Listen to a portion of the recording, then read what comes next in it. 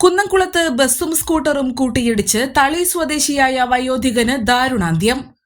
കുന്നംകുളം കോഴിക്കോട് റോഡിൽ പാറമ്പാടത്ത് സ്കൂട്ടറും ബസ്സും കൂട്ടിയിടിച്ച് സ്കൂട്ടർ യാത്രക്കാരനായ വയോധികൻ മരണപ്പെട്ടു.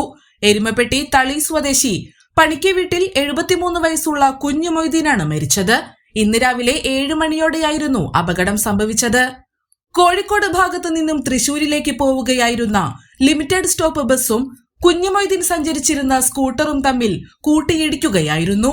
അപകടം നടന്ന ഉടനെ നാട്ടുകാരും പോലീസും ചേർന്ന് ഇദ്ദേഹത്തെ ആശുപത്രിയിൽ എത്തിച്ചെങ്കിലും ജീവൻ രക്ഷിക്കാനായില്ല. അപകടത്തെ തുടർന്ന് നിയന്ത്രണം വിട്ട സ്വകാര്യ ബസ് സമീപത്തെ പറമ്പിലേക്ക് ഇടിച്ചു കയറി. നിലവിൽ മൃതദേഹം കുന്നംകുളം താലൂക്ക് ആശുപത്രി മോർച്ചറിയിൽ സൂക്ഷിച്ചിരിക്കുകയാണ്. ഇൻക്വസ്റ്റ് നടപടികൾക്കും പോസ്റ്റ്മോർട്ടത്തിനും ശേഷം ബന്ധുക്കൾക്ക് വിട്ടുനൽകും. അപകടത്തിൽ സ്വകാര്യ ബസിന്റെ മുൻഭാഗം ഭാഗികമായും സ്കൂട്ടർ പൂർണ്ണമായും തകർന്നു. സംഭവത്തിൽ കുന്നംകുളം പോലീസ് കേസ് രജിസ്റ്റർ ചെയ്ത് അന്വേഷണം ആരംഭിച്ചിട്ടുണ്ട്. നാട്ടുവാർത്ത ന്യൂസ്.